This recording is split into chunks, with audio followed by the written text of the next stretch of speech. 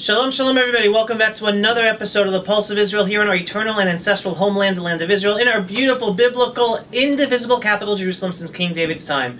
We are living in historic and very much biblical, and I've been saying over and over again, redemptive times. I am today sitting down with Yehonatan Pollard, a good friend. Shalom, Yehonatan. Shalom, Avi. And I look forward to talking to him and really doing a deep dive, because we just experienced something that people in the world said would never happen. And that's the United States of America under President Donald Trump joining our efforts in trying to get rid of the Islamic regime of Iran's nuclear capabilities, with America sending the B-2 or B-52s to bomb Fordo, Natanz, Ishram, those three nuclear bases, facilities in Iran.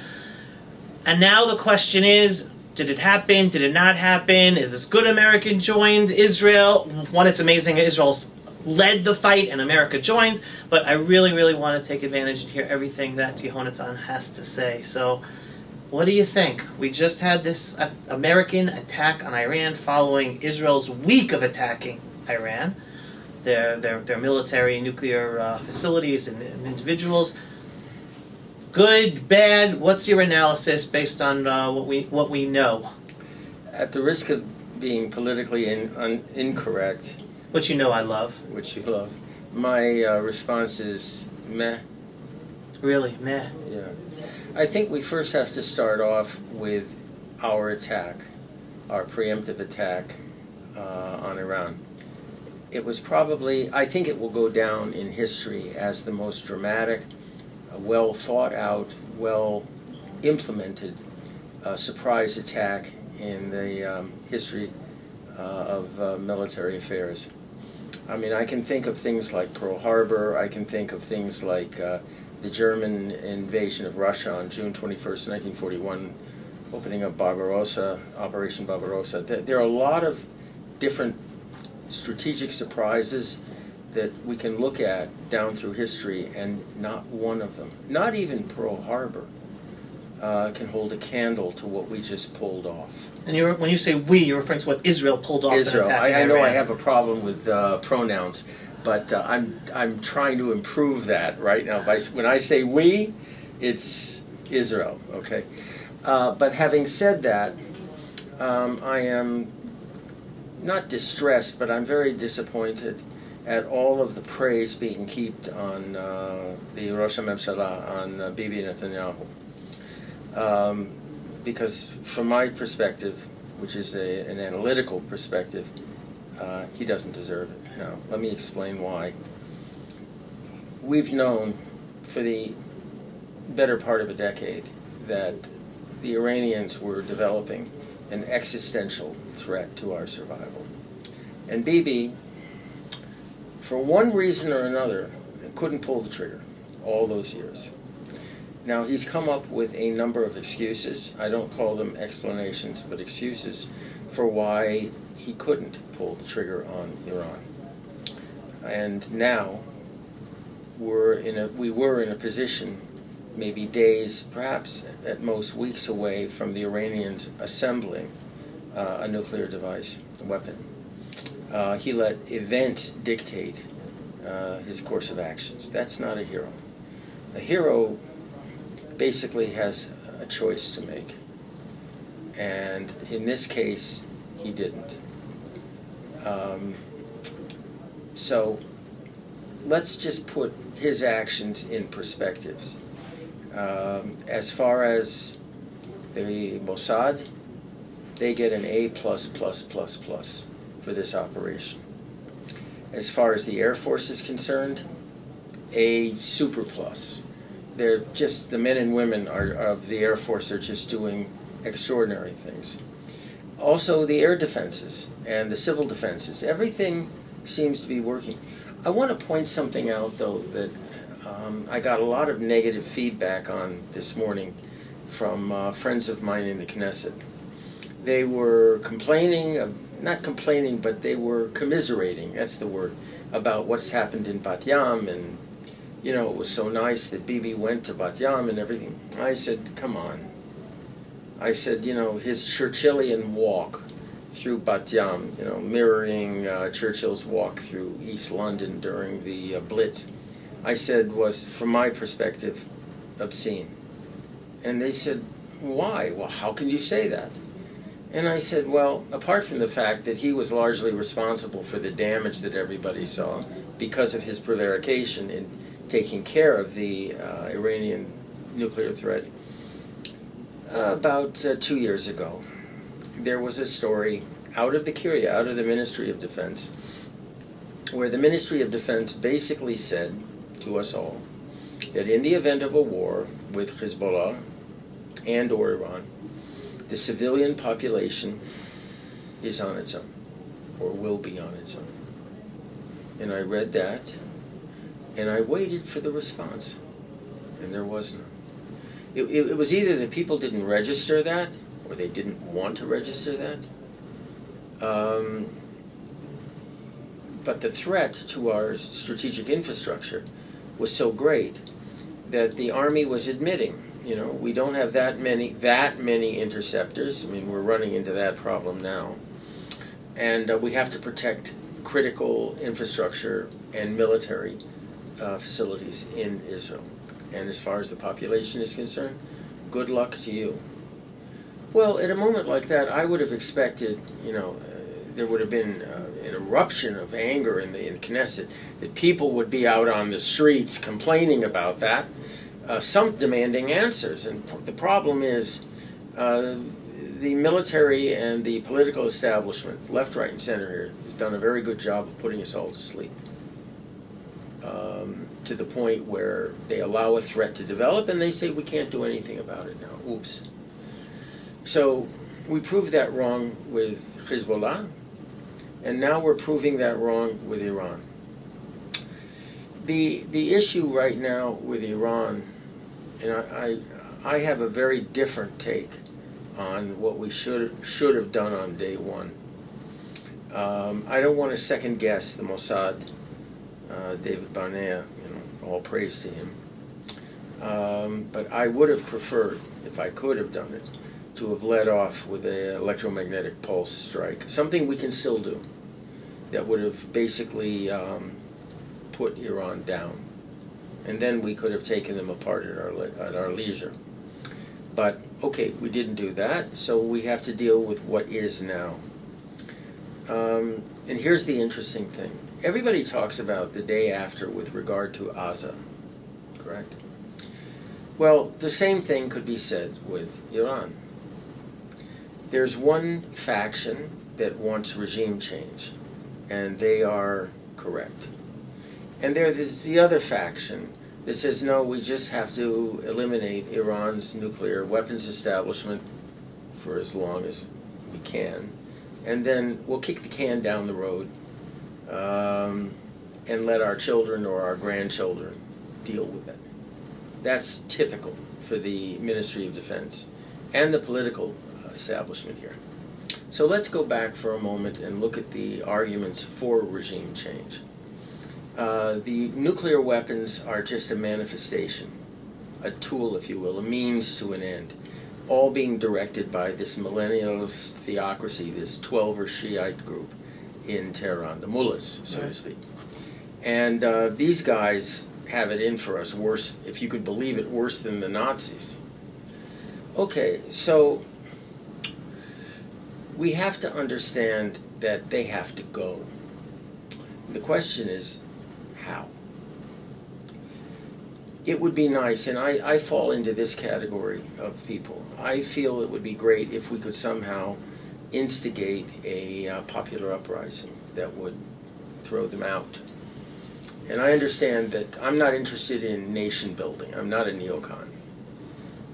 Whatever arises in Iran, post-apocalypse, I'll put it that way, will be better than anything that we're facing now. So if we have a military junta or a constitutional monarchy or what have you, which is, I guess, now unlikely but possible, it will be better than what we have now. And the trick is, how do we get there? I imagine so long as it's not No. type of Shiite jihadi No, sect. not at all. They have to be denazified.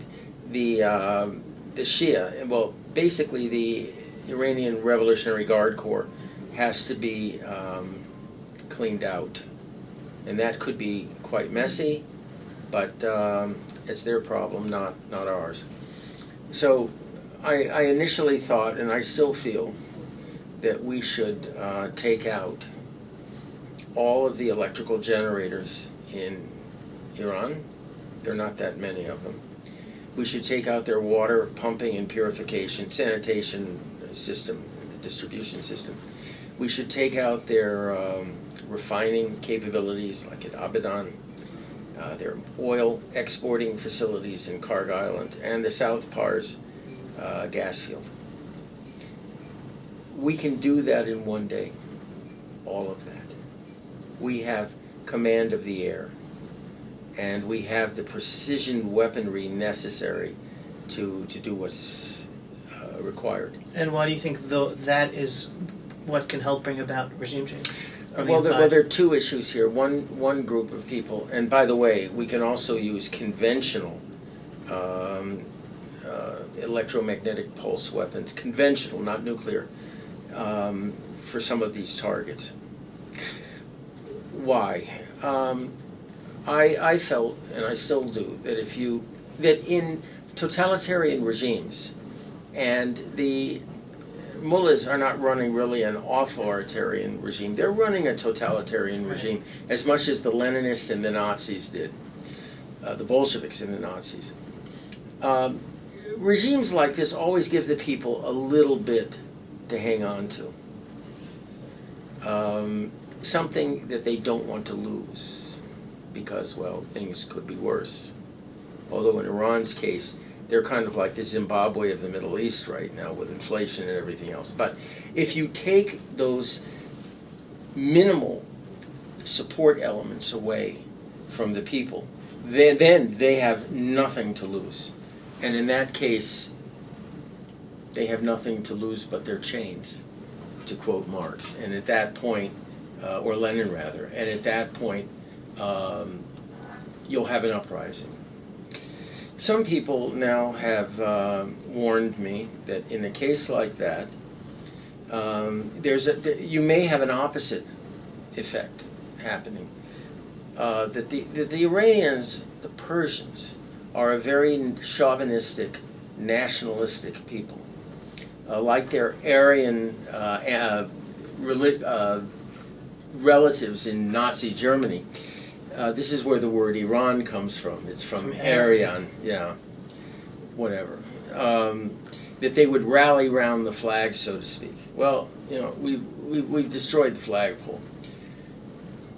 If that's the case, if we either A, we can't get the people to revolt, B, the mullahs are still in charge when the guns fall silent, and let's say for the sake of argument, they've lost for the moment, their nuclear weapons establishment. And we'll get into that in just a second because that's highly unlikely. All of those things. Is this like an oops moment? Is this like, well, it was an unanticipated result that didn't quite conform to our expectations? No, because we always have the option at that point from putting them back in the Stone Age. Now, when I was trained, some of the people training me were actually Soviet general staff officers. In the CIA? No, in university. University, okay. And I look on nuclear weapons as just bigger explosives, that's all. Especially in this neck of the woods, I'm actually more concerned with reestablishing our deterrence, our credibility. When I've asked high-ranking officers, why did we develop Dimona? Usually after a second, a hand will go up and they'll say, well, it's for deterrence. And I've said on several occasions, well, guys, they're not afraid of us anymore. Mm-hmm. Okay? So we may have to reestablish that dominance, so to speak, over our enemies. So in the case of Iran, that the day after, I believe that there will, in that scenario, there'll be an agreement with the Americans that the Iranians will forego refining uranium to our faces. And we know very well that they've established secure clandestine dumps of equipment all over the country that we are apparently unaware of. And there's some question as to whether or not the uranium at Fordo, and we'll get into that later, will be at their disposal. Now, you and I are sitting in the cabinet room here in Yerushalayim, and you, as the Prime Minister, ask me, as the Ramatkal, the Chief of Staff, well, so what if they have 60% grade fissile material? So what? They don't have a rocket to deliver it. They don't have a smaller weapon that they can use. And my response to you would be, well, even with 60% purity, they can make dirty bombs. Right. Now, a dirty bomb is what we call a weapon of mass disruption, not destruction. And if you spread it around, Tel Aviv, God forbid, or some other locale, people will leave because you've got people in hazmats going around with Geiger counters. This seems to be like the biggest understood threat based on the reality right now. Correct. They'll just give it to different terror groups. Devil dust. Yeah, Right. and they could give it to anybody they want, Right. and say, good luck and be on your way. Okay, so that's one thing. The other thing is, it wouldn't be that hard for them to develop a Hiroshima-type fission bomb. The yield wouldn't be that great. Maybe if they could purify it up to the 90 percentile, enrich it to 90%, they would have the basis for, at minimum, a Hiroshima 12 kiloton type bomb in a bread truck, or a ship, or an airplane. Okay? So, do we really want to run that risk? Because I've seen what a 12 kiloton fission bomb, ground burst, will do to Tel Aviv. And as we used to say in Texas, it ain't pretty. So we cannot leave the mullahs in charge. But can I throw out another scenario? The other scenario is whatever state they have right now, they just say, let's just stay quiet, make whatever deal with the Trump administration. Exactly. Trump's gone in 3 years, and then they just go full speed ahead. And they're in an ideology of 1,400 years. They'll wait. You got it. Okay? So in taking that into account, you come to the conclusion we can't allow that regime to survive. So the question is, and then what? And then we get into something that nobody wants to hear me talking about, and that is, maybe we just have to take Iran off the map, the country. Look, What does that the Germans, mean? I'll explain. The Germans, in the Second World War, First and Second World War, had the same kind of chauvinistic hyper-nationalism that the Iranians are claimed to have. And it took the obliteration of their Third Reich, and I mean obliteration. They didn't need an atomic bomb. They didn't have any cities left standing at all. Nothing. Nothing worked. To bring them to their senses and to allow them to be the kind of decent, humane people that we know them to be now in the EU. Is this also going to have to happen to the Iranians? I don't know. But what I do know is if I have a choice between allowing them to live, to fight another day against my children, perhaps, or my grandchildren, the choice for me is very easy. They go. Now what that means, they go, you can put them back into the Stone Age. We can do that right now by attacking the various targets that I just indicated. And if that still doesn't work, Well, we may have to make Iran, with the exception of Azerbaijan, because that's Azeri, and I still hope that we can see them effect an Anschluss, a joining with Azerbaijan. You're referring to the Azari section of Iran. Of Iran, the right. northwestern section of Iran. Right, that we want them to get their independence. I want them to be united with Azerbaijan to their north. It's a good country, they're good friends of ours, and they seem to be rational. So what happens to the rest of Iran? We can make sure that nothing works in that country. At that point, you can just light off an EMP, and that's it. Nothing works. There's no electricity. The watches don't work. The computers don't. Nothing works. Even if there's no electricity. Hopefully, we will have bombed all the generators and wrecked the grid. But at that point, it's a desert, and we have to monitor that. And okay, so now we have this situation where we've been begging and pleading for the United States to take out Fordo. We could have taken Fordo out. I don't want to get into the details of that because I think we're doing that now.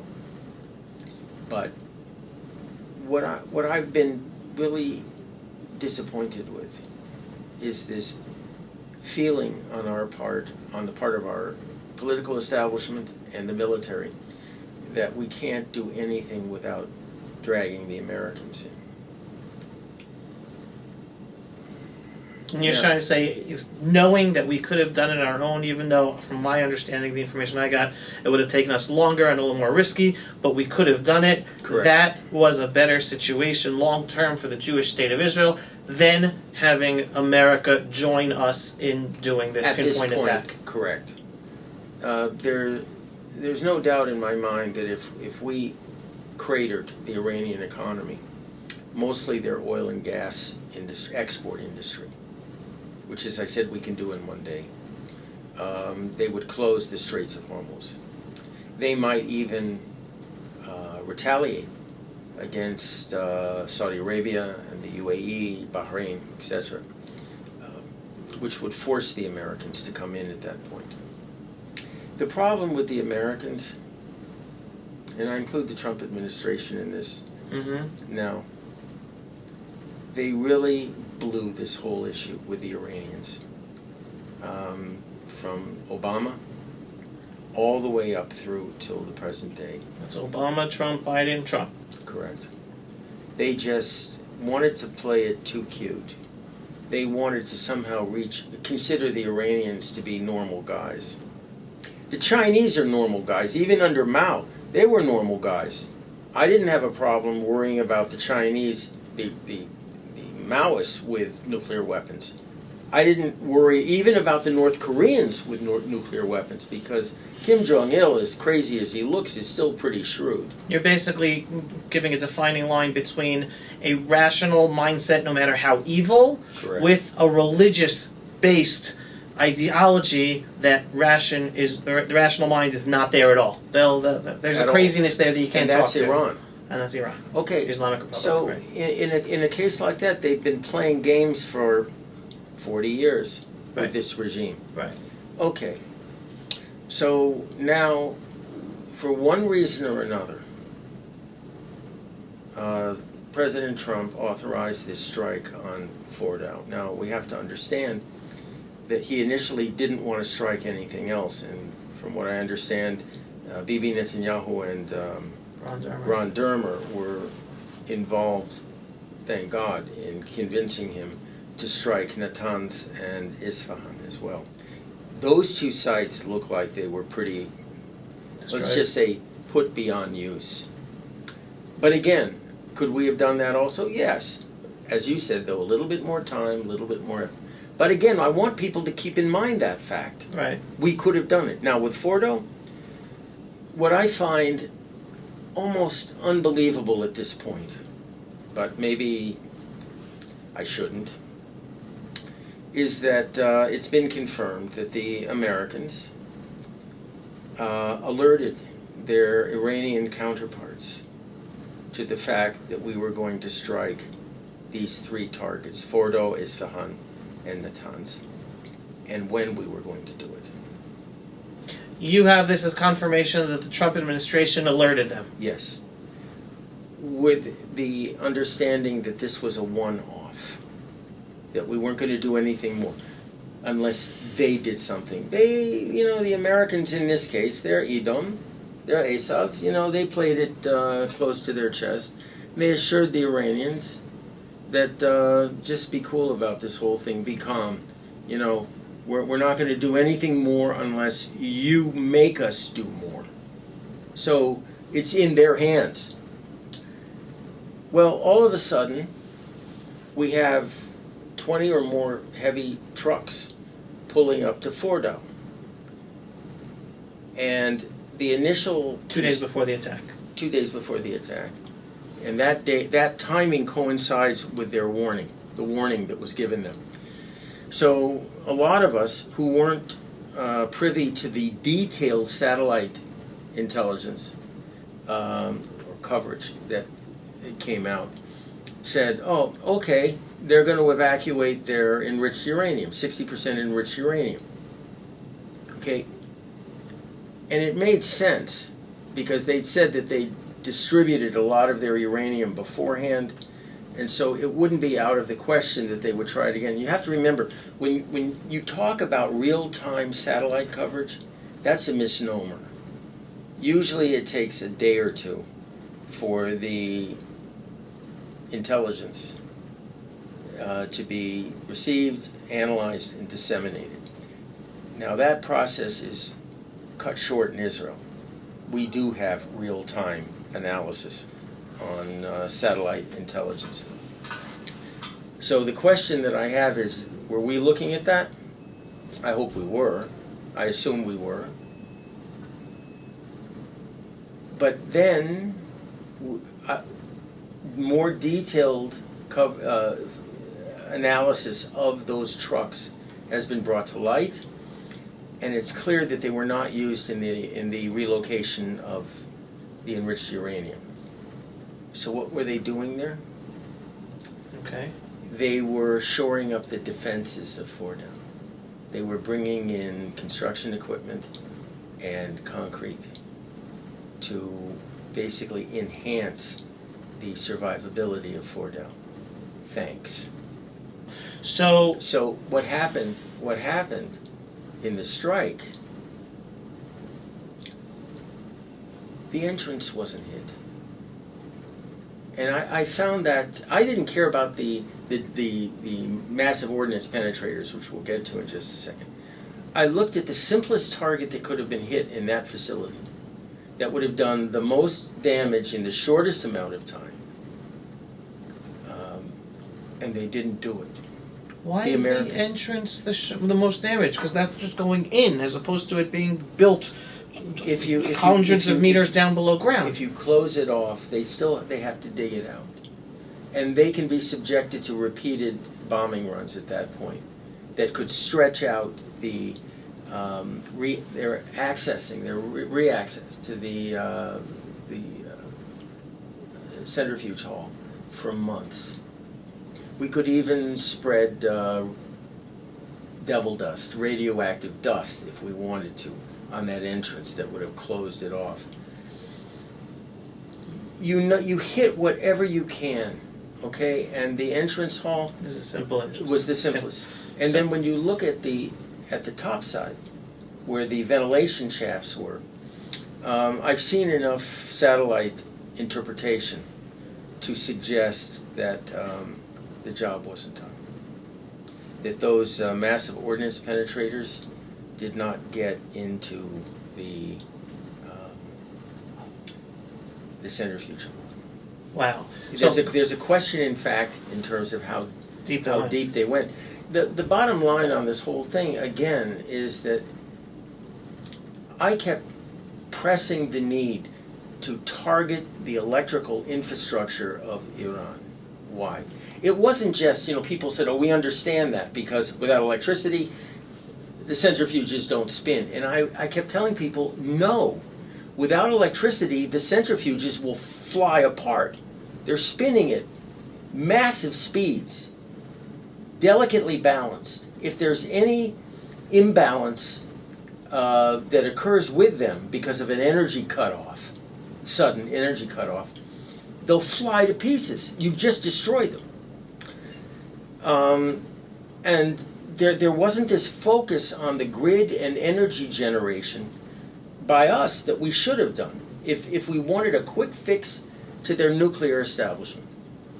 So now the news today is that we Israel are revisiting Fordow. I heard that specifically that we hit the entrance. Do you know that to be correct? There are a lot of. We'll know tonight, or perhaps tomorrow, exactly what was hit. But we have to be careful about that because we don't want to embarrass the Americans. Because if we hit the entrance, and the press picks up the fact that it was overlooked on the first go-round by the Americans, there are a lot of embarrassing questions that are going to be asked. Plus, if we have to go back and target the ventilation shafts over and over and over again, then there's a good likelihood that the Americans didn't actually penetrate and obliterate the centrifuge hole. So this whole thing is wheels within wheels, mirrors, a wilderness of mirrors, whatever metaphor you want to use. But that people are not telling the truth is quite obvious.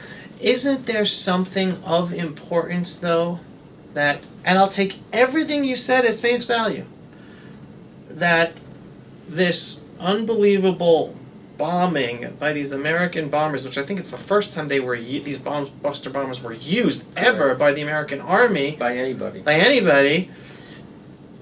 That there is, even if it did not succeed as we hoped it would succeed, and it certainly looks like Israel sees that and it's trying to further the damage that's necessary, because again, two of our war aims by this government, and Netanyahu has been repeating it, is one, we stop their nuclear capabilities and we stop their ballistic missiles, so we're not stopping till it happens. Is there still importance with the fact that America joined us to do this, even though if they didn't do a full job? Yes and no.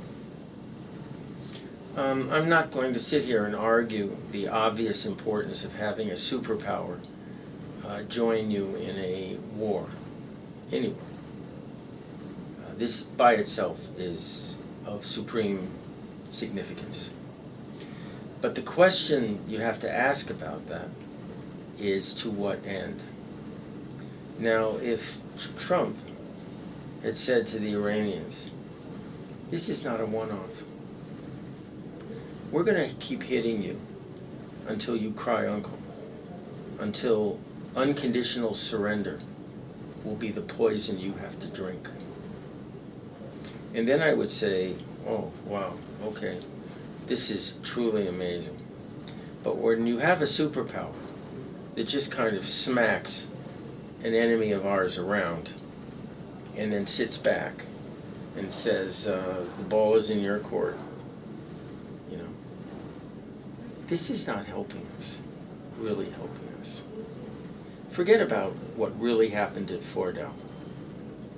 The fact of the matter is, if you expect an ally to help you, you don't expect them to forewarn the enemy of the date and time and nature of your surprise attack, which they did.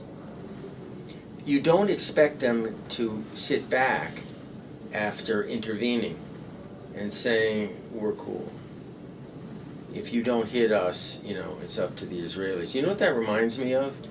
The deal that the Trump administration concluded with the Houthis.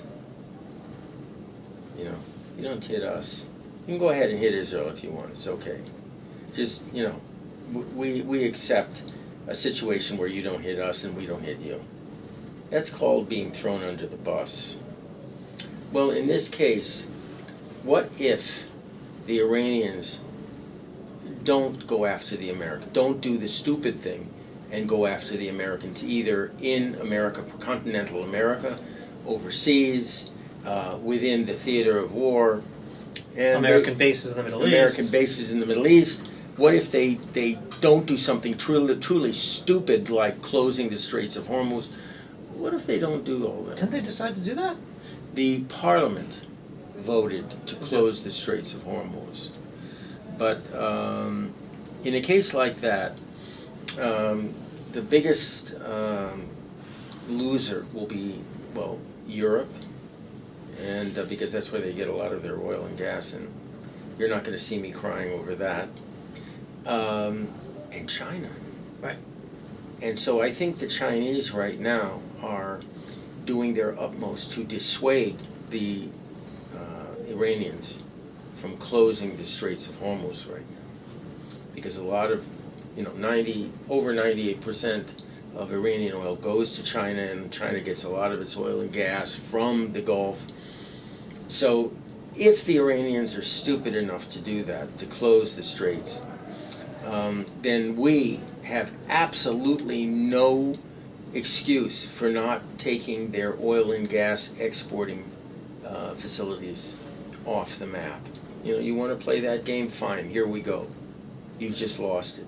So play it out. So what happens then? So then they retaliate against the Arab oil producers in the Gulf, with the exception of Qatar, of course.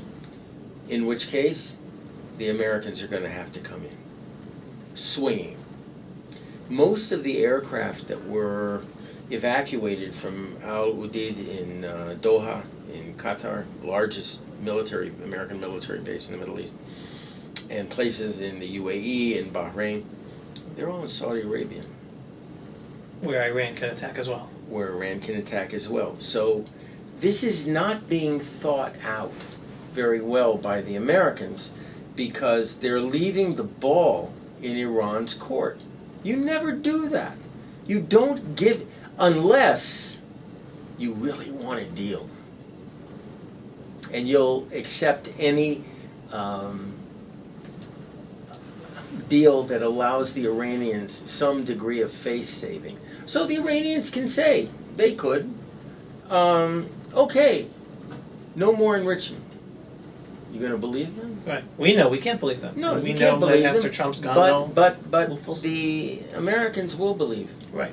Because this is a president of peace. Right. So if the Iranians were smart at this point, in order to preserve their regime, they would say, okay, well, we want to talk. And stop rocketing us. We want to talk. Okay. So the Americans will put pressure on us to stop attacking. So they'll start the rebuilding process. But the fork wrench I'm going to throw in there is, and again, taking everything you're saying at face value, Trump had messages have gone out there, at least to the public, by the press, that Iran said, okay, we're ready for talks, but tell Israel to stop attacking. And Trump has said explicitly, no problem to talk, but we're not telling Israel to stop attacking. Well, the point so of how does that fit in? Okay, how that fits in is as follows. This is what happens when a dog catches the car. Like, now what? The equivalent here is when the Iranians say to the Trump administration, we agree to everything you want. Everything.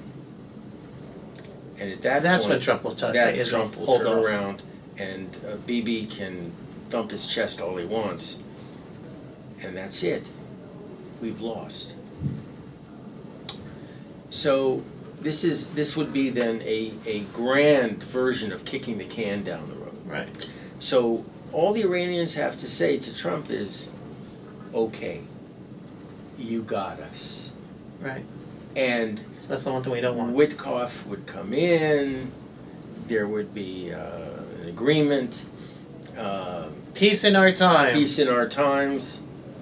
Chamberlain with the white paper, peace in our times.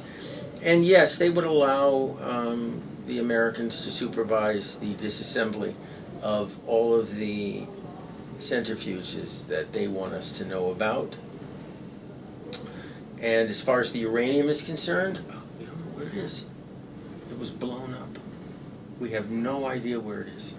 And the Trump administration won't push them on that. Oh, they won't push that at all. Because they just want the deal. They want the deal. And so this is why we have to be very careful when we wax prosaic about the importance, significance of the American intervention, the recent American intervention on our part, on our behalf. It's not all that it appears to be. Now, having said that, the Iranians, and there is a faction right now with the ear of the Ayatollah Khamenei that is, they have this kamikaze complex right now, this Götterdämmerung, if you will, right, complex. And these are the guys pushing for the closure of the Straits of Hormuz. These are the guys that are saying, let's just attack the Arabs across the Gulf and wipe out their oil and gas export industry. These are the guys that are saying, look, we have sleeper cells in the United States. Thank you, Joe Biden.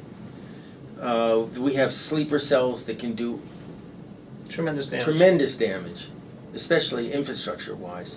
I was once asked to give an example of a return to New York on the part of the terrorists, and I said, I thought about it, and I said probably the most damaging terrorist attack in New York could be either a single sniper or a series of automatic sniper rifles in Manhattan. To just take out who? Anybody on the street. Just randomly take out people. Manhattan would shut down. No one would go outside. No one would. If I were living there, I wouldn't. What, I'm going to run the risk of being, in a sniper scope of some automated right. And sniper you're talking about rifle? not one, you're talking about various all over the place, keep on moving, switching places. And it's not hard to do something like that. Right. So if they, want to do that, they can do that also. So, again, the ball is in their court. This is like... And it shouldn't be. And it shouldn't be. We have to end this once and for all, not allow the ball to be in their court and wait till what their response will be to decide what we do next. Correct.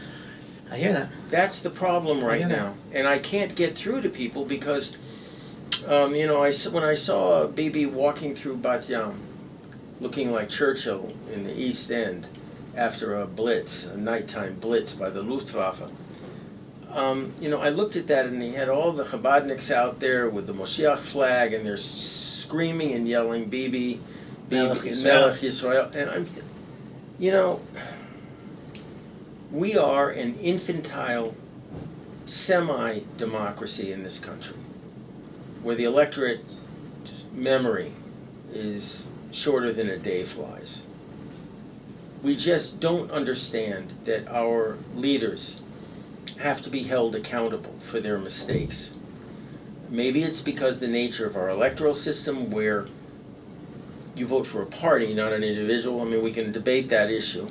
But the fact of the matter is, people have forgotten that Bibi and the military, I'm going to use a generic term here, the military, are responsible for the situation we're in right now. And, okay, he's trying to regain his electability. He's trying to assure his legacy. I mean, there are lots of reasons why Bibi is suddenly wearing a talit and a kippah and a tefillin. And I can't look at that because the man is an atheist, just like his father, Ben Sion.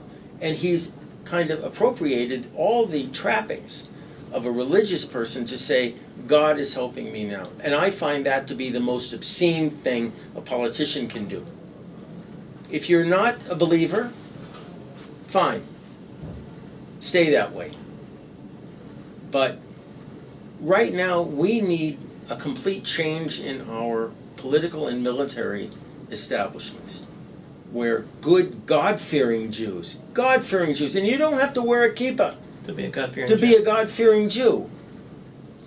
Good God-fearing Jews are in charge of our political and military affairs. This is why if we had a Rosh HaMemshala, a Prime Minister, who had Yirat Shamayim, fear of heaven, and that's something I accuse to his face Bibi of not having, if we have that right now, this problem with Iran never would have happened. So allow me to play devil's advocate with you here, because I'm going to push back and say, but you know what? And we've spoken about this before, and I speak about this all the time, how even things that Bibi wanted to do over the years, even against Iran, were sabotaged by his own defense security establishment. All correct. All right? And my position I'm coming from is understanding that even with all of the imperfections and the flaws to this day, and even with what you were talking about him before, about waiting all these years and not acting sooner, understanding that, one, he did want to act and he was stopped and sabotaged from the inside. And again, just for those who are not familiar, the famous story, I think it's Yossi Dagan, the head of one of Israel's intelligence services, actually went to President Obama. He's a traitor. And he's a traitor. He told him Netanyahu was planning on attacking Iran, and stop him. And they then Obama broadcast stopped it him. at Right, that point. right. So literal traitor, high-ranking traitors in our system, right, who stopped Netanyahu from taking these steps.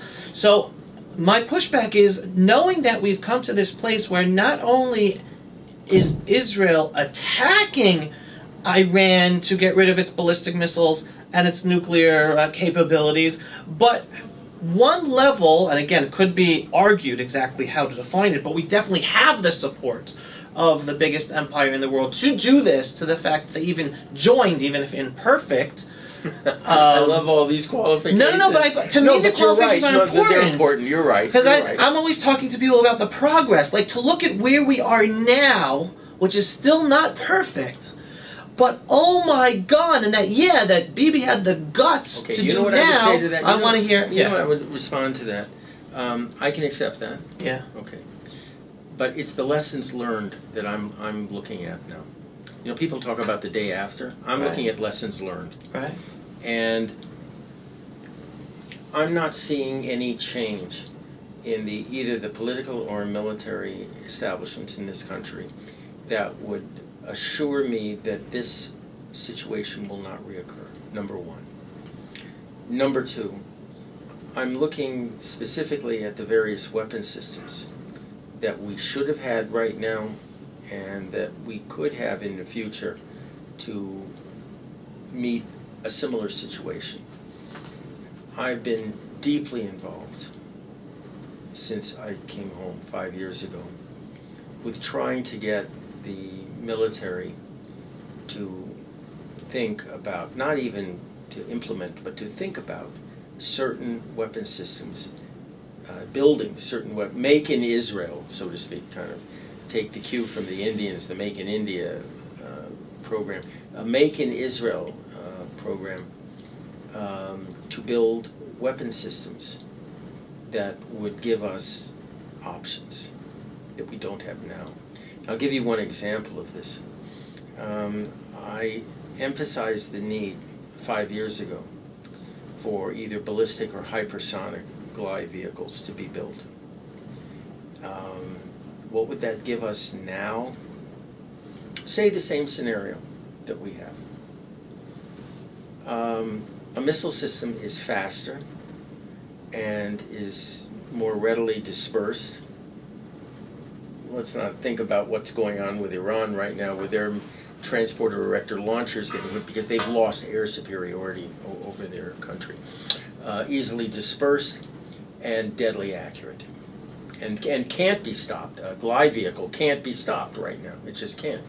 In a situation like that, the scenario, we could launch a bolt from the blue attack on Iran, take out most, if not all, of their air defense systems in one go, and our aircraft now slowly coming into the theater could be optimized for bombing. You're saying if we had our own missile system and weren't totally reliant just on our Air Force? Correct. So I'm not advocating the replacement of the Air Force by a intermediate range ballistic missile force, but the development of a missile force of various types that would act in conjunction with the Air Force. And if you want, you can let the Air Force control it also. That'll make them happy. Right. I mean, they're the ones that have actually prevented us from building a missile force that could have been a pretty darn good response to the Houthis. I always like to say that the best way of stopping that war is on Friday, when they have close to 1 million of these screaming monsters in Sana'a, armed and high on cot, baying for our blood, and we launch a Jericho 4, armed with a neutron bomb, and it's over in one day. That's it. They're gone. They're dead. Because they're all together for their prayers, you're referring to. I've asked generals here, when I show them pictures, the satellite pictures. They're all together. Why don't we said there are 1 million of these guys, all armed. There are no women, there are no children. I mean, these are militia and uniformed fighters of the Houthis. I said, what do you see here? Right. And the answer I repeatedly get is, oh, that's just a political demonstration. I said, no, that's a target. And they look at me like, we're not, what are you, a barbarian? No, I guess I enjoy having our country locked down. When they shoot one of their missiles, our kids are screaming in fear. Everybody's running to a mamad. I don't like doing it. Right, so you bring up a very important point, which is, even with the successes of this war, and its huge successes of this war, we are still stuck with a senior command that has a warped value system that is not allowing us to fight or even prepare to fight decisively in order to really protect us. And my response to that would be, you're 100% correct. I'm with you on this. I talk about this all the time. The but isn't any argument against that, because I talk about this all the time. But I take that as a known fact, and seeing the process that the Jewish people are experiencing and owning our own identity and returning to the value system we're supposed to have, to hopefully as soon as possible, and it's not going to be tomorrow, but hopefully will be soon, where we're going to be replacing those people that need to be replaced. So I'm always trying to help people understand this is the straitjacket we're living in that can't be changed now, but it's because we're waking up, we're going to break free of that straitjacket. And it's about trying to wake up as many people as possible, as quickly as possible, to be able to break out of that straitjacket quicker than we can. When I talk to groups of parents whose sons and daughters are in Gaza, and they're yelling at me, do something. We don't want our children going into buildings. We don't want our children walking around a street where a long-range sniper... My kids are there. And God should protect them. And I say to them, excuse me, I agree with you. And I've been talking about this from the minute I came home 5 years ago, that we had to change our approach to fighting in Gaza. We had to avoid Stalingrad on the Med, as I call it. But I said, you people seem to forget that we have a people's army here. And as such, we, the people, have a right to tell the military, this is how we want this war fought. We want this fought in a way where your tactics and your rules of engagement value our children in uniform. More than the enemy population. Correct, not the enemy population. 100%. And so, look, it's hard to explain what it's like to go into a war with severely injured soldiers. These, I call them our sacred chayalim. And to have a soldier, witnessing, in a wheelchair, witnessing this horrible spectacle of where the Hamas forced one of our hostages to kiss his Hamas tormentor. And the guy, pulls a blanket across his legs. There's no legs. And he looks at you and he said, what did I lose my legs for? And you can't give this guy a pep talk, because he's right. What did he lose his legs for? If not for total victory. Right. The expulsion of our enemies. the re-annexation of our God-given land, Right. and turn the page. Right. In a case like that, you can say, God forbid, I know why I suffered. I know why I lost my legs. Right. It was to reclaim Eretz HaKodesh for the Jewish people. But what? To turn it over to the PA, to turn it over to the Europeans, to turn it over to the Saudi, to turn it over to a bunch of Bedouin thug clans? Right, you're talking about in Gaza. In Gaza? That we gave Excuse guns me. to Guns to them? Excuse me, we've done this before. Right. We started off in 68, in the territories, giving guns to the clan chieftains. Right. Yeah, and the PLO knocked them off, and then here we are, okay? Right. So the bottom line is, to everybody that says, why are we losing people? And why is it that Jonathan has to say on innumerable occasions, we should understand that the Israeli army is the most sophisticated, most accomplished killer of our soldiers by their insane progressive rules of engagement, and they're controlled by the Judge Advocate General of the army, who should be retired. So in a case like that, people don't understand. We have the power. I'm not talking about Tahrir Square or Kaplan or anything like that. We have elections. Okay? Vote. Vote like your children's life depends on it.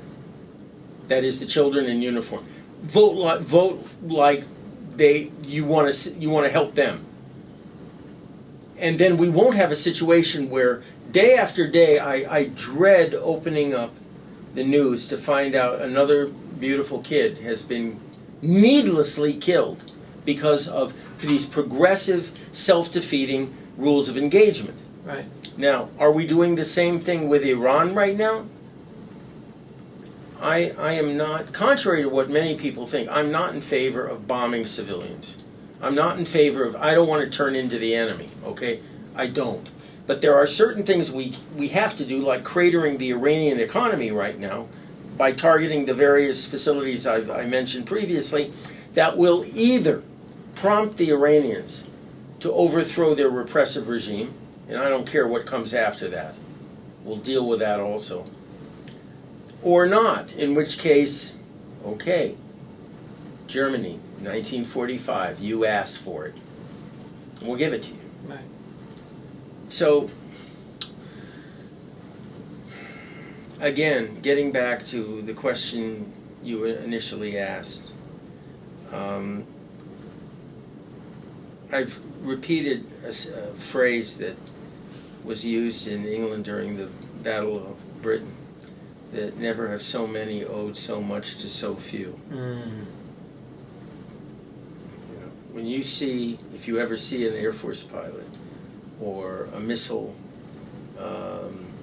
officer, an air defense officer, or just a soldier, recognize how lucky we are. Yep. That Hashem gave us the glory of reestablishing our state and having such wonderful people willing to pay the ultimate sacrifice for our future. Right. And I'm going to go back to something you said earlier following this point, because I for sure have spent every single day trying to help people open up their eyes to internalize the vast amount of miracles we are experiencing. Mm-hmm. On the geopolitical level, as well as the individual daily level with missile attacks. Yes, there is destruction. Yes, people are getting killed. But the amounts of destruction and people getting killed is nothing compared to what should be due to the threats we are under and should have expected. When I talk about things like that, yeah, I've had people say to me, where was your God on October 7th? Right. Hester Panim, where was your God to allow something like this? And my response to that was, oh God, our God was there. And it could have been much worse. Oh my God, I talk about that all the time. So this was a patch. Right. Look, I've given away Israel was supposed to be destroyed according to Iran's That was the plan. big plan. That was so the fact that plan. 1,200 were murdered is horrible, but it's not millions of us or hundreds of thousands of us, which was Right. the plan. So when I experienced the joy of handing out Beit HaMikdash patches, Yes. or Moshiach patches, Yes, that I have on my uniform when I go back in. Yeah. to the Chayalim, what I'm amazed at is so many of the recipients, or the ones that ask me for them, are not religious, Right. or not observably religious. Right. And I've asked them, why are you wearing a Beit HaMikdash patch? Why are you wearing a Moshiach patch? Why are you doing this? And the answer is fascinating. Because this is God's war. Right. Right. And you know, sometimes, and please, I hope people don't misinterpret this, but sometimes we need a patch to open our eyes up To reality. to reality. Right. That we live under God's grace. Right. So going back to what I was saying before, in terms of helping people understand all these miracles, I do believe that Netanyahu's talking, and he said this a few times over the past few days, and he said this in Hebrew, and I'm going to translate it in English. The biggest faction in the Knesset today is God's assistance. In Hebrew is the Hasiyah Achi Gdola B'Knesset is Siyata Dishmaya, right? I don't think he's playing around. I think even he sees the miracles on a daily basis, and also he sees them on the geopolitical, because so many things have happened on the geopolitical sphere Avi, that have fallen into place. if you're asking me, is it possible Yes. that a leopard can change his spots, I will say yes. I agree. Yeah. It is possible. However, if you ask me, is it probable? I'm sorry. I hear you. All right, we'll have a disagreement on this one. That's all good. I hope you're right. And I would love to acknowledge my mistake in this matter. I will not begrudge anyone to experience what I experienced when I went into the board. I was not a religious person. I didn't eat pork. You're referring to solitary confinement Solitary in prison. confinement in that pit that I was in 150 meters underground in a 3 square meter cell, after being torn to pieces to the point now where I'm 100% disabled.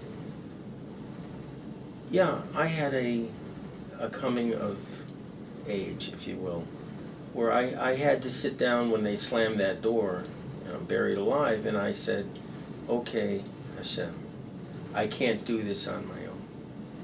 I need your help. And if I stop doing these 5 bad things, they were originally 10. But if I stop doing these 5 bad things and start doing these 5 good things, save me. But I did my hashtadlut. All right. I said Shema Yisrael every morning and every night. I mean, I knew what I had to do. So if someone like me could become Baal Tshuva, I mean, that's what happened. I mean, Right. I have to be honest about this. I became Baal Tshuva.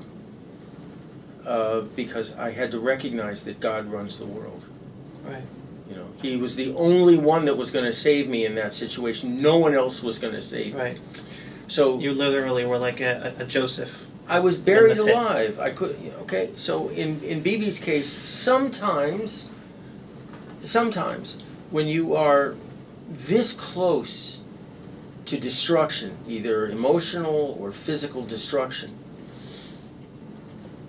or political destruction, you have a revelation. You know, God expects you to open your heart to Him, and if you do, He will save you. Okay. Did Netanyahu experience this? I will not be so arrogant as to, you know, say definitively no. Time will tell. And for the record, this is one of the occasions I hope to be proven wrong. No, I hear you. But it's interesting because from my perspective, I don't think and I don't expect him to do tshuva and all of a sudden change his religious philosophy ideology. But I think what I take into consideration is, even though he comes from an atheist background, he studies the Tanakh. He studies the Bible. And even if it doesn't make a difference on his personal religious Jewish lifestyle, I do believe and I could be wrong, but I do believe that at a certain point he knows enough of the Bible and of the prophets and the history of Israel, our biblical history, to understand, and it's black and white, the central role God plays even with every king and every kingdom and every empire and every war.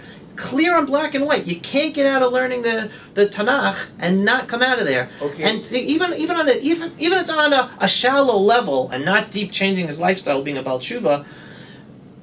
Again, maybe I'm just being optimistic here, but seeing him talk this way now at this moment and being in that decision-making room where all these things are coming together, and some things literally miraculously, in order to happen to be us be at this place and winning this war, even though it's not perfect, I'd like to think he's being sincere with that.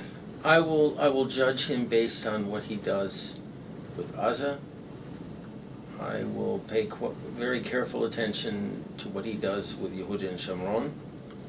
And again, we're saying, Judge, and I'm with you, that ultimately we're going to be applying sovereignty in Judea and Samaria and Gaza, because that's the only solution. That's the only solution. Only solution. Whether he is the Israel. righteous king to do so, or he's one of the kings that did evil in God's eyes, as they say in Kings 1 and 2, and in Shmuel, we will see. With regard to Iran, the funny thing is, they say Paro hardened his heart. Right. Well, that God hardened Paro's heart. Sorry, correct. Well, in the case of Khamenei, Ayatollah Khamenei, if Hashem hardens his heart, and they either do really something stupid with regard to the Americans, or they keep firing on us, Hashem will allow us to finish this off. Right. But we are on the path right now. We are on the path. I just don't like leaving open ends. An open end for the enemy to take advantage of. Right. That's my only, No, I hear concern. that. I hear that. I totally hear that. So now I want to go further back and end with some more high-level questions, right? And I want to touch upon a conversation we started on WhatsApp last week, because I sent you an article that I wrote, which I was basically explaining how the biggest gift to the Jewish people and the Jewish state of Israel in this war is the growth of our independence. The fact that we have taken on the head of the snake, that, again, against the advice of all of our own security officials and former security officials. It's never going to happen. We can't do it. The world won't let us. Bibi doesn't have the gun. We can't. It'll too be dangerous. It'll be a disaster. Too high of a price, right? The fact that we have surprise attack, and for a week and a half almost now, miraculously have air superiority over the head of the snake, the Islamic Republic of Iran. And we're doing this, and the world is sitting back like this and letting us do it. It is showing that the Jewish state of Israel today is turning into the regional superpower we are supposed to be. Now, are we totally independent? We're not totally independent. Are we more independent than ever before? 100%. Are we going in the direction where we as a people, and I'm not talking about the politicians, where we as a people are preparing ourselves psychologically to have to be totally independent, where one day the day will come that we won't even have a supportive United States of America, because we're already, and we have to consider that because we're already the Democratic Party's gone, and the woke right, and the woke right's possibly going to be and the rest of them are suborning the Republican Party right now. And even if people say, "Oh, they're a minority," you want to know something? No, the progressives were a minority in the Democratic Party. Correct. But even those who say there's a minority, I know what's going on with the youth on the conservative movement, and they're listening to the Tucker Carlsons and the Candace Owens, and they're the future political leaders and business leaders. So I don't know how long it's going to take, but we're going to be losing the support. Evangelical youth as well. Exactly, very scary. We're losing the support of the young evangelicals. So it's inevitable. Inevitable. We're not going to have the level of support the United States of America that we have right now in a President Trump, and we have to prepare ourselves for that independence. Take a breath. Yes. That's why I came up with a doctrine called the Israel First Doctrine. which includes within it the notions of military self-sufficiency, the notion that we have to get back to Ben-Gurion's idea of always fighting on the enemy's territory, that we have to reacquire the military doctrines of preemption and prevention, that we have to get rid of this whole notion of proportionality. That is to say, you hit one of our houses in some provincial Mossad, we're going to take one of your cities off. We have to get to the notion of, for example, admitting, yes, we're a nuclear power, and we will employ those weapons at a time and place of our choosing, so be careful. And lastly, we have to understand the notion of annexation, because taking land from an enemy, land, by the way, which is ours. Actually, is the only way that you can really instill within them fear that they're going to lose something important for them. Especially if that's the only thing they care about. They don't care about anything else. Then we take that.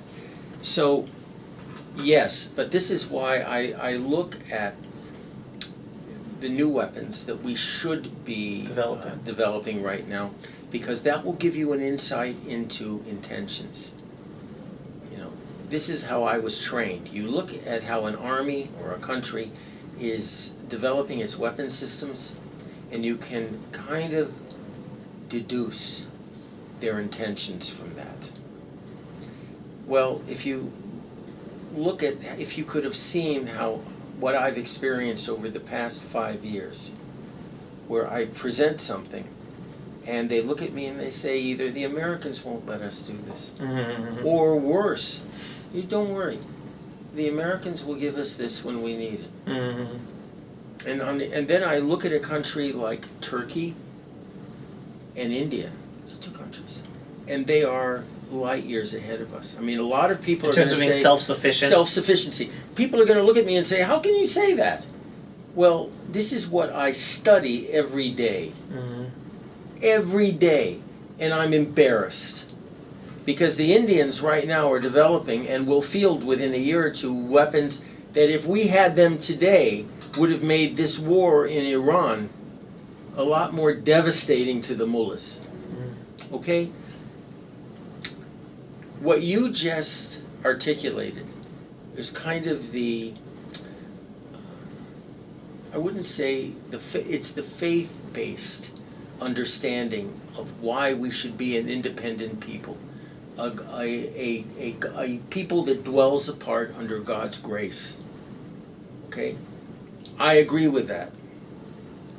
But when I try to arrange for, I hate to put it this way, the weapon systems that will allow us to exist that way, there's complete pushback. Right, because we still have those senior people who are not on that same level. Correct. And they're the ones holding us back. Correct. That's why when I first came here, I didn't think about judicial reform because that wasn't on the agenda at the time. That wasn't on the menus, political menus, so to speak. What did I talk about? I talked about military reform. Right. And you now understand that can only happen when we have the judicial reform. Thank you very much. So for everybody that I know of that keeps telling me, yes, I agree with you, we have to have military reform, but stay away from judicial reform because that's the third... Look, Bibi can't even appoint the head of intelligence because it's the judicial system stopping it. And by the way, Zinni, God bless him. Yeah. He would have been offended. I hope he will be the next head of the Shabak. He's a wonderful, God-fearing Jewish warrior. The point of the matter is, with all of this, with the judicial reform, J.D. Vance, the Vice President of the United States, when he made his first appearance in Europe, much to their chagrin, he said to them two things. Number one, I question your democratic legitimacy. I question our democratic legitimacy here because we don't live in a democracy, we live in a juristocracy. Right. Number two, he said to them, you don't deserve our support if you're not willing to stand up and defend yourselves by yourself. Okay, we're doing that now, so Baruch Hashem. Right. We're down that road right now. Right. Okay? But the other thing that happened last year was that the Heritage Foundation in the United States came out with a policy platform that was misrepresented here in Israel, where all the newspapers said, oh, the Heritage Foundation wants to end all military assistance to Israel.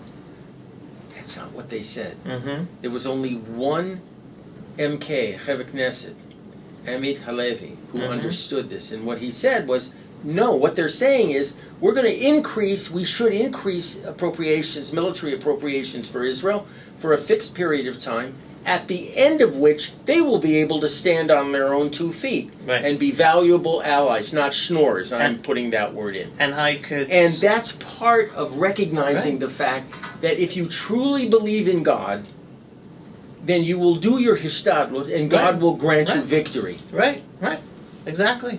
And I can testify, because I've worked with MK Amit Halevi, and I was with him 4 meetings in Washington, D.C., and that was exactly the message we were giving across, and he was giving across. Or trying to. Right, saying that I've said this in previous Pulse of Israel episodes.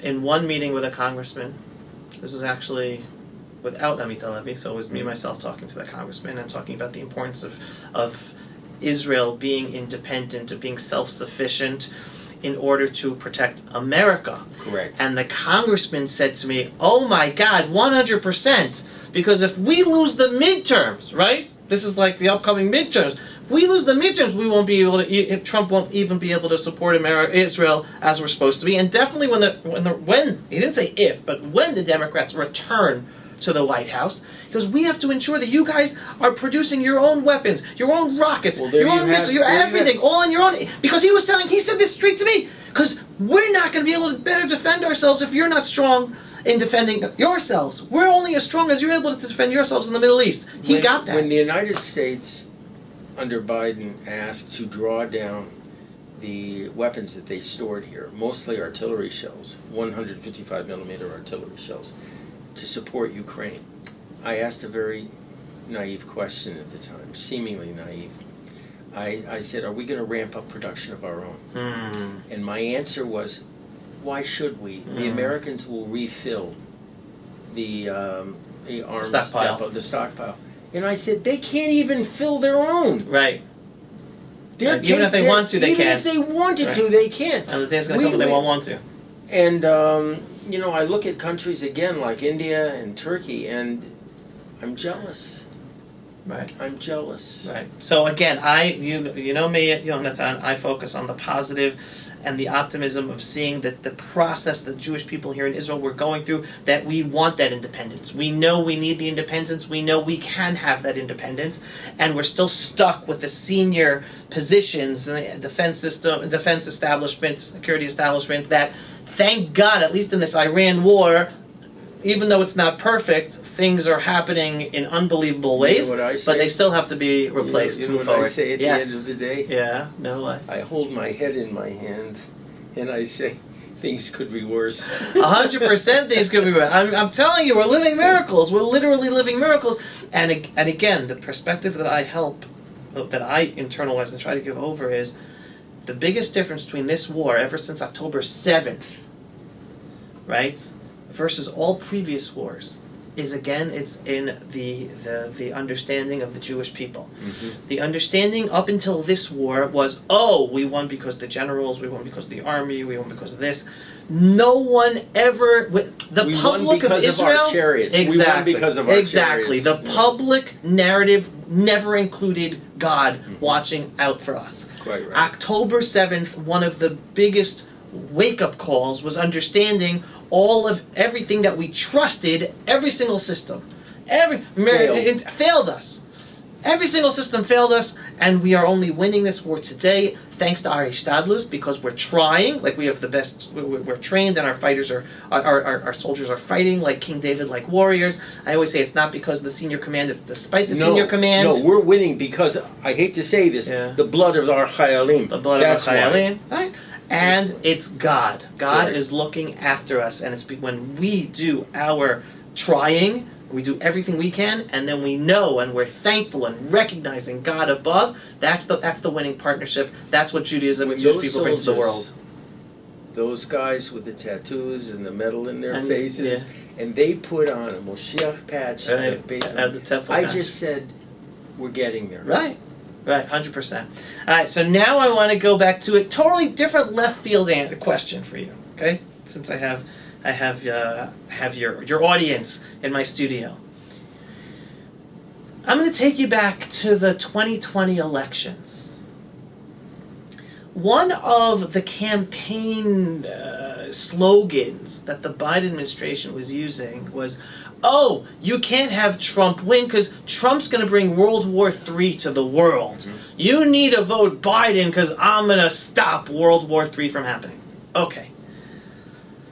A lot of people today, they see what's going on with us fighting this war against Iran and potentially America joining, potentially it developing into World War III, and they're saying, "Oh my God, this is World War III," and that people have been talking about and warning about for years. And I look back, I'm like, "Are you serious?" I have two answers, quick answers. You know what the question is? I know what your question is. Yeah. I have two answers. Wait, I want to clarify for everyone listening. Okay. Meaning, this is not the World War III people were talking about for years, thinking it's going to happen. They were thinking about Russia, China, Iran, attacking whether Ukraine or the West. It's like, what we're doing is we're stopping that World War III, not the World War III that everyone was talking about for all these years. Two answers to that. First of all, by showing America's willingness and ability to intervene in a foreign battlefield far away, in a matter that is not so apparent, that in a matter of importance that is not that apparent to a lot of people in the United States or even around the world, Trump is actually showing that the United States, under his leadership, will fight on principle. And that's something that the Chinese have to keep in mind now with regard to Taiwan. So the Americans will fight for principle? You mean they'll actually consider fighting for a little island thousands and thousands of miles away across the Pacific? They'll actually fight for that? Wait, but President Trump said no because America First does not include allowing Iran to have a nuclear bomb. So how does that fit into the principle? This is the part of the principle, because that bomb represents a threat to the world. Correct. Okay, so here he is, and you can apply that. The Chinese will apply that to Taiwan. The second thing is we have to remember. Wait, but I'm not understanding. What's the principle for Taiwan? Because in Taiwan, it's the principle of the right of a people. But how does that endanger America? The right of a people, of a democratic people, to exist independently and not to be invaded and slaughtered and subjugated to a totalitarian regime. Now you can take that principle and apply it to the issue of a nuclear bomb in the hands of these maniacs. It's the same principle. It's the same principle. We have to remember that the reason World War II was so bad was because people did not do the right thing at the right time to stop Hitler. And so if it had happened, if there had been a Trump back then that would have said, no, you're not going to invade Poland, or no, you're not going to invade Western Europe, and we're going to come in, all in right now to help Great Britain and France and the Netherlands and all these countries. We're going to send an expeditionary force over, and if you want to fight with us, just remember what happened in the First World War. Okay? For a number of reasons that didn't happen, because we had isolationists back then. Well, here, when Trump says, I will define what America First means, the irony of this whole thing is everybody has him pegged as a transactionalist, as a hyper-materialist, as somebody that likes to do the art of the deal. He's not doing this here. He's fighting on pure principle. And that would apply to Taiwan as well with regard to the Chinese.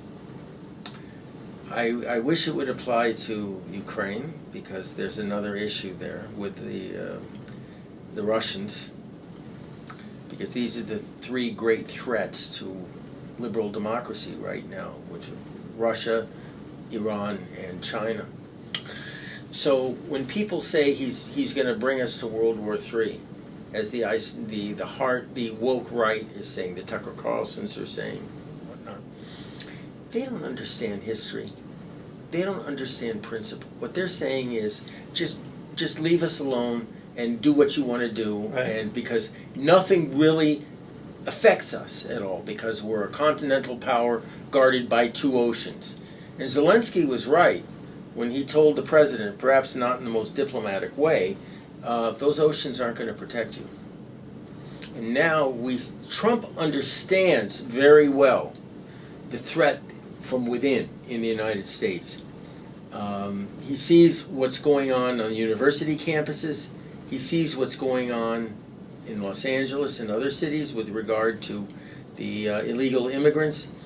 He sees what happens when two diplomats are gunned down. Jewish are gunned down. Well, one was Jewish. Gunned down in Washington State. When he sees people getting firebombed in Boulder, Colorado, Trump understands the threat to the republic by these people. And I believe very strongly that if these people go kinetic, either over, quote, Palestine or over Iran, for whatever reason, they're going to experience something that they're only dimly aware of now. People tend to forget what President Roosevelt did. Woodrow Wilson did following the First World War, before he succumbed to his stroke. They just arrested tens of thousands of people, Reds. The communists. Yeah, who were threatening America from within. So he doesn't want to do that. I mean, he hasn't ordered the National Guard or the police or the Marines in Los Angeles to just open fire on these people. He's going to arrest all of them. But there is a faction that he's going to have to take kinetic action against. I saw this in New York. When I got out, the BLM and Antifa riots happened in New York. Right. And I saw a society completely unraveling in New York. You couldn't walk out on the street. My wife, Aliyah Shalom, couldn't walk out with jewelry on because they'd just rob her right there. Nothing to be done. The police wouldn't do anything. This is, I saw kind of a hint of what the future could be, unless the values of the republic are maintained. And unfortunately, sometimes that requires some pretty hard actions to maintain the safety and security of a society. So let me ask you on that point, because I think you and I are both on the same page, understanding that one, not the only, but one of the main causes and growth of everything you're talking about right now is the Qatari money. Oh. Is that something that, again, on the campuses, to conservative influencers turning them against Israel and therefore against the Jews? I'm going to say something that I know I'm going to come under a lot of attack for. Yeah.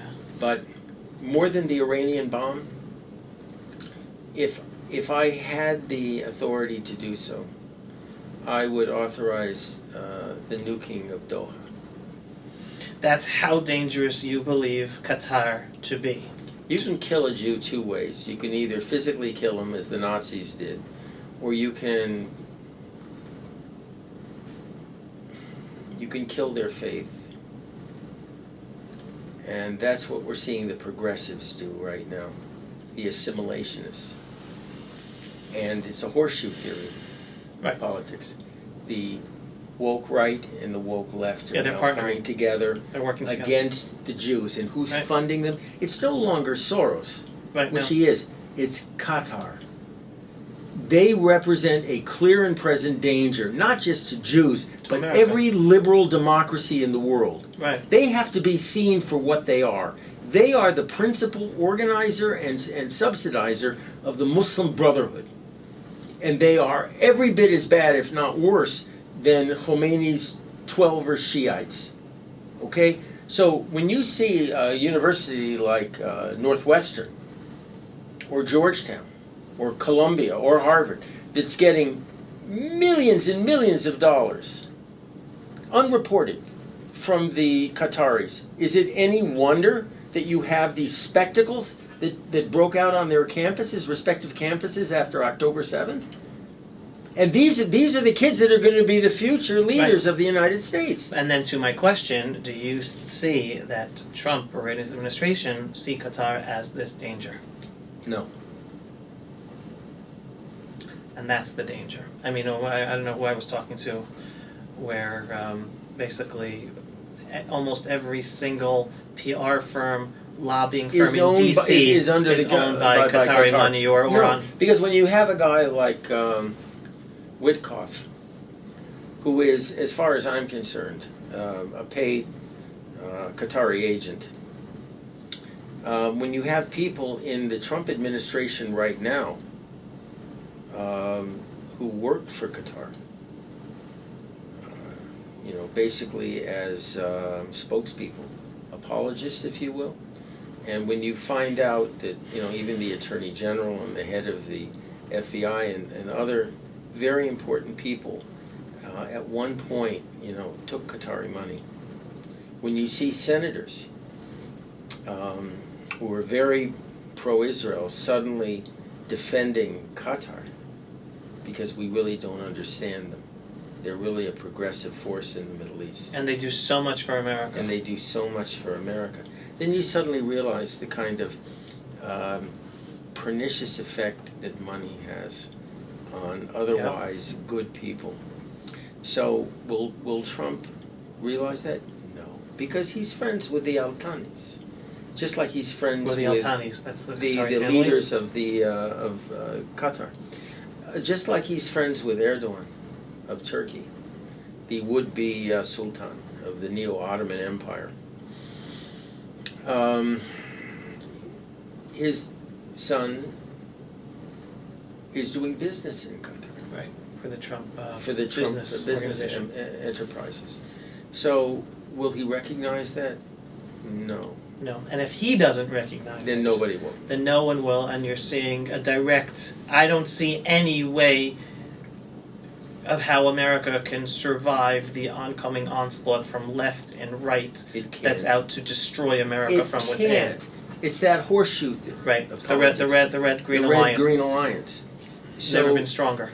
Correct. So this is why, if I could sit down with President Trump right now, I would say to him, I'm going to do something tonight that you may not like. In fact, for a moment you may hate me, and you may say some terrible things about me. But tomorrow, and certainly the day after tomorrow, you're going to give me a call, and you're going to thank me for saving the United States. And what was that? What would I have done? Turned Doha into a nuclear slag heap. Wow. Turning from America to Israel, I want to end on a positive note. And the positive note is this. And again, I think I know what your feedback will be, but I'll put it out there. You and I don't like to argue, which is good. No, I love picking your brain and hearing what you have to say. And again, the major difference between us, just as you're very much focused on the analytics of the here and now, right, which I agree with. I just like bringing in the big picture and the belief-based perspective. But I think on this one, I think you'll agree with. The other major thing of this war, besides what I said before, that we're gaining our independence as a people and wanting and owning it, who we're supposed to be as the Jewish people in our ancestral homeland.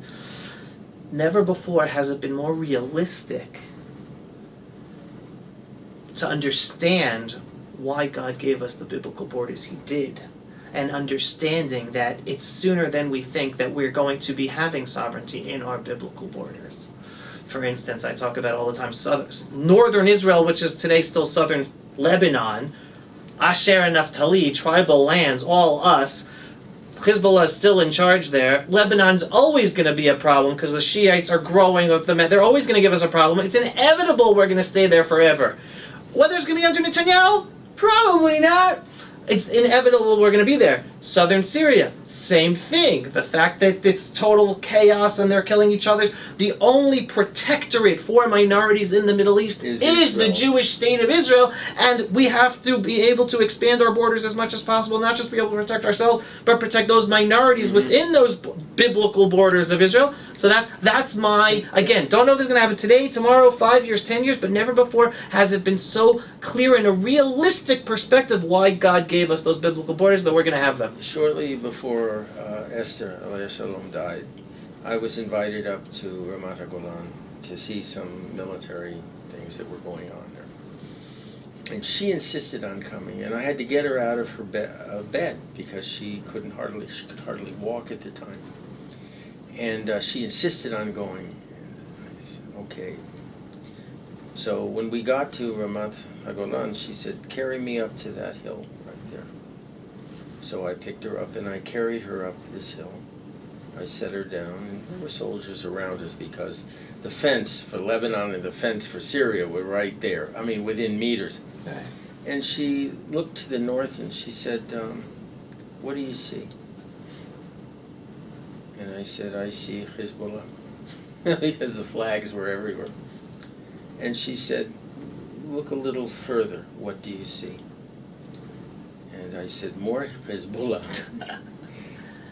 So she smiled mirthlessly, and she said to me, let your heart and soul see as far as you can see. What do you see? She said, you see Eretz Hatzvi. And she said, I won't be here to see that, but God willing you would. And so it's my bracha for everybody listening to this interview that we should all be zoche to see, in fact, what Esther saw in her mind. Right? She saw the land of Israel. On Ramat HaGolan. Right, yeah. well, we're going to be and there. Resettle. Right, we're going to resettle those biblical lands. Correct. Yehonatan Pollard, it is a pleasure once again to be able to talk with you and hear your insight. And again, for me, this is a man who, as a personal hero as a child, grew up protesting in the streets of New York. You're and making writing me feel old right now.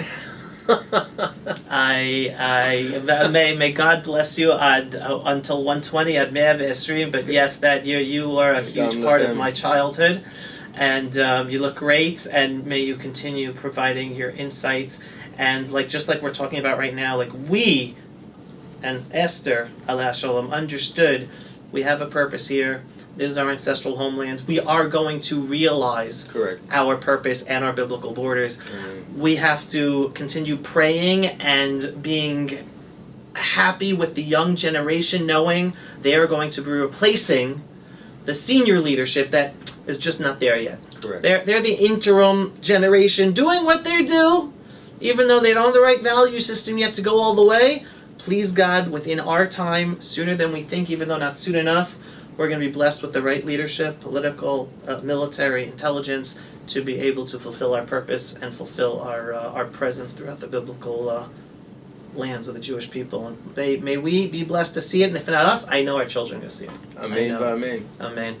Everyone, that's it for today's Pulse of Israel with Jonathan Pollard, Yehonatan Pollard. If you are not yet a subscriber to our daily, belief-based, inspiring, politically incorrect episodes of the Pulse of Israel, what are you waiting for? Go to pulseofisrael.com and click to subscribe. And yes, we are a donor-based operation. We need your support as we are heavily censored across social media. It is thanks to your donations, large or small, that we're able to do the work we do, and we want to be seen by even more people. So every once in a while, just go to pulseofisrael.com and click on the donate button.